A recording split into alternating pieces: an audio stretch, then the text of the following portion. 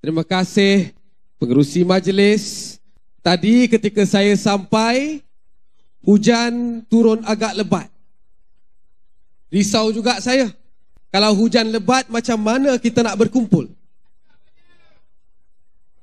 Dalam keadaan hujan ini menunjukkan bahawa musim tengkujuh telah pun tiba. Dalam musim tengkujuh yang lalu, ada ribuan keluarga yang terkesan dengan masalah banjir. Negeri Melaka ini, kalau kita tengok ketika banjir besar sebelum ini, antara yang terburuk sekali yang mengalami akibat daripada banjir. Sepatutnya hari ini, saudara, apa yang kita kena buat bukan bercerita tentang politik. Hari ini sepatutnya kita memikirkan bagaimana rakyat nak berhadapan dengan banjir. Bagaimana kita nak bantu rakyat supaya mereka tidak terkesan teruk dengan banjir. Tetapi di Putrajaya, mereka yang memegang tampuk kuasa, mereka hanya memikirkan tentang kuasa. Mereka panggil pilihan raya dalam keadaan rakyat sedang susah. Bukan banjir akan datang, banjir sudah pun datang. Betul atau tidak? Bagaimana kita nak mengundi nanti dalam keadaan air naik? Tetapi kita tahu ada satu presiden parti di khalayak umum di hadapan orang, dia sebut this election is the mother of all election. Dia kata pilihan raya ini adalah ibu kepada semua pilihan raya. Kerana dia kata, kemudian dia tengok ke kanan. Dia kata, kalau kita tewas dalam pilihan raya ini, bukan saya sahaja yang akan kena dakwa. Dia pandang Tok Mat, dia kata, Tok Mat, kamu pun akan kena dakwa. Dia pandang pimpinan MIC, MCA dan yang lain, dia kata, kamu akan kena dakwa kalau mereka tidak menang dalam pilihan raya. Jelas dikatakan di khalayak umum. Didakwa sebab apa, saudara? Didakwa di bawah akta sultan seperti Adam Adli yang memperjuangkan rakyat? Tidak. Didakwa kerana isu rasuah dan penyelewengan. Boleh, saudara, terang-terang di hadapan umum, dia kata kalau tak menang akan didakwa di mahkamah disebabkan isu rasuah dan penyelewengan. Malu kita sebagai rakyat Malaysia. Malu tak malu? Saya baru pulang daripada United Kingdom. Di sana ada pemimpin namanya Boris Johnson. Tak dengar? Pernah? Dia dulu Perdana Menteri. Dia letak jawatan sebagai Perdana Menteri sebab apa? Sebab dia langgar PKP. Ini negara di United Kingdom.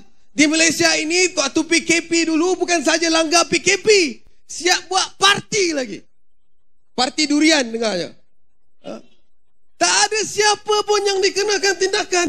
Tak ada siapa yang nak bertanggungjawab dan meletakkan jawatan. Kerana apa?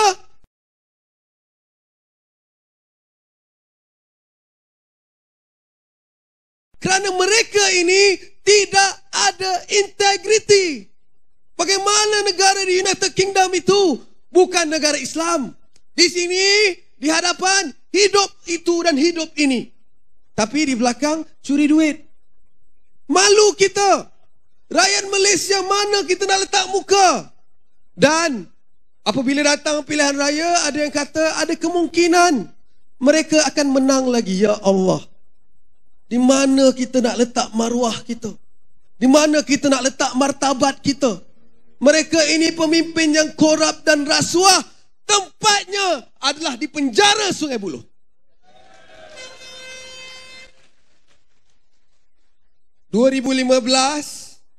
Ketika kita membaca tentang isu 1MDB, ketika itu saya lebih muda daripada sekarang.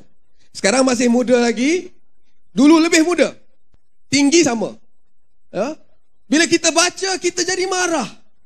Bilion ringgit duit rakyat yang sepatutnya boleh digunakan untuk infrastruktur, untuk pendidikan dan sebagainya diseleweng.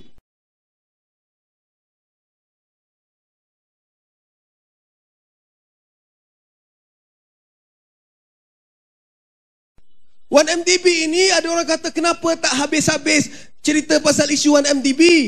Saudara, sampai ke hari ini dan puluh tahun lagi kita akan tetap. Sebab itu kita kena sentiasa ingatkan, mereka ini pemimpin yang korup, terbukti. Dan ketika itu 2015, bila kita tahu, kita pun anjurkan himpunan namanya Tangkap Najib di Kuala Lumpur. Akhirnya Najib tak kena tangkap ketika itu. Yang kena tangkap tu Adam Adli.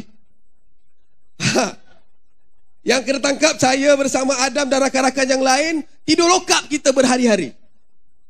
Mereka kata tak mungkin. Apa yang kamu buat itu buang masa. Tak mungkin seorang Perdana Menteri akan dihantar ke penjara. Tahun 2015. Sebulan yang lepas, Najib Tun Razak dihantar ke Sungai Buloh, penjara Kajang. Kerana tidak ada perjuangan yang sia-sia. Dan ini berlaku kenapa?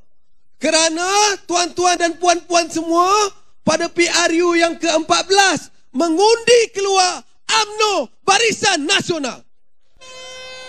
Saudara percayalah, kalau kita tidak mengundi mereka keluar daripada Putrajaya, tidak ada siapa yang akan dikenakan pendakwaan di atas skandal Wan MDB.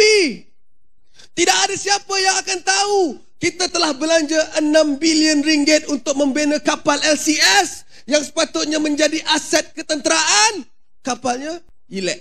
Kapalnya tidak ada. Duit sudah dibelanjakan. Kalau tidak, kita tumbangkan mereka. Banyak lagi penyelewengan-penyelewengan yang kita tidak akan tahu. Dan bilion ringgit duit rakyat tidak dapat untuk kita selamatkan. Kerana itu penting. Ajak rakan-rakan semua. Dalam pilihan raya kali ini semua mesti keluar. Undi Pakatan Harapan. Undi muda di Masjid Tanah. Kita angkat Datuk Seri Anwar Ibrahim sebagai Perdana Menteri Malaysia. Dan kita lawan korupsi dan perasuah. Boleh atau tidak? Kita. Sekian wabillahi taufiq wal hidayah. Assalamualaikum warahmatullahi wabarakatuh.